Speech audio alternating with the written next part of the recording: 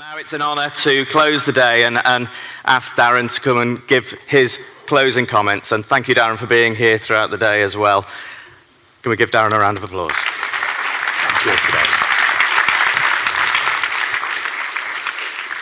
Thanks very much, and I need a new rider. Never follow Joseph Roberts because you can't top him. So big round of applause for Joseph again.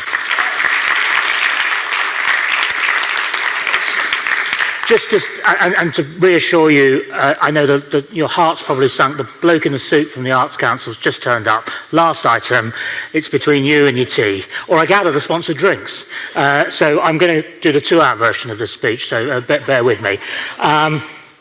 First of all, some thank yous. Thank you to Sea Change. This has been a brilliant conference. All the interactions I've ever had with you have been brilliant, and the work that you do is brilliant. So I think a huge team did this, a small team did this in a huge way, get it right. And so big cheer and round of applause for everyone at Sea Change.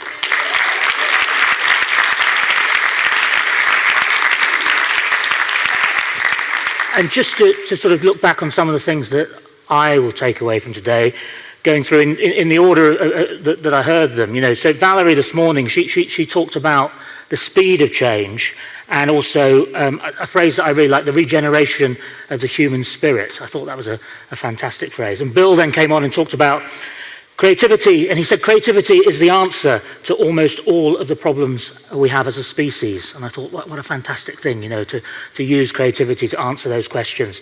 But he was challenging also about where we think about our schools and about how we think about our education system.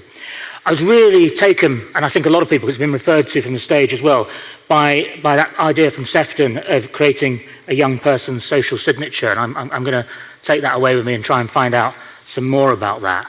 Then we had the panel session. One of the things that Manjit said that really logged in my mind was about, she was talking about the pandemic, and she talked about people getting back to normal. But then she said, actually, what we should be doing is looking to a new future. And I thought that was something that was really a big theme of this conference, about looking to that new future. The videos were fantastic, weren't they? I mean, absolutely brilliant to see the work being brought to life.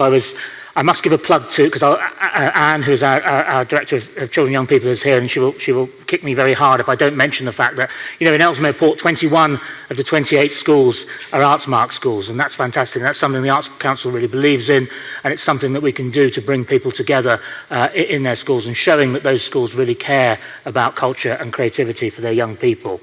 There was a phrase that one of the gentlemen who was on the first video said, and he said, you can practically see the love hanging in the air along Victoria Road. And I thought, what a fantastic phrase, actually, when you bring people together there as well. And that idea of using culture and artists and artistic people to come together to create and define and celebrate a place.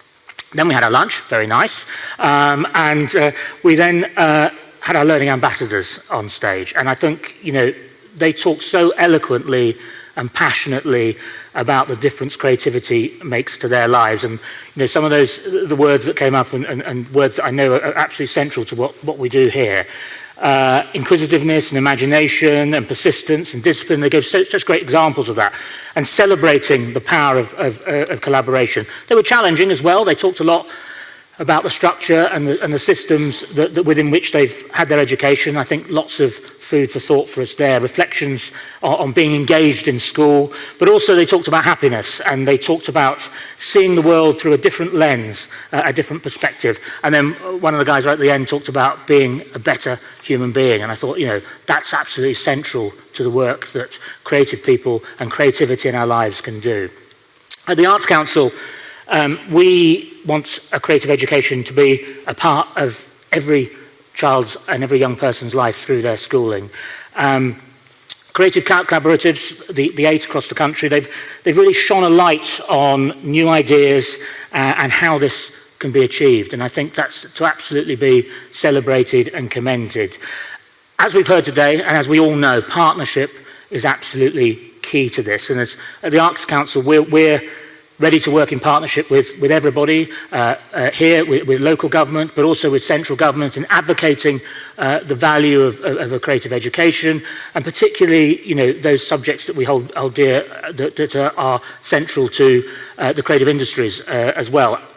To be clear, creativity sits across every subject, but there are some that, as you'd expect doing my job at the Arts Council, I think are particularly special. So I always want to celebrate subjects like art and design and dance and drama and music, and having them available for every young person with specialist teachers teaching them and having them part of a curriculum and the value that they bring as well.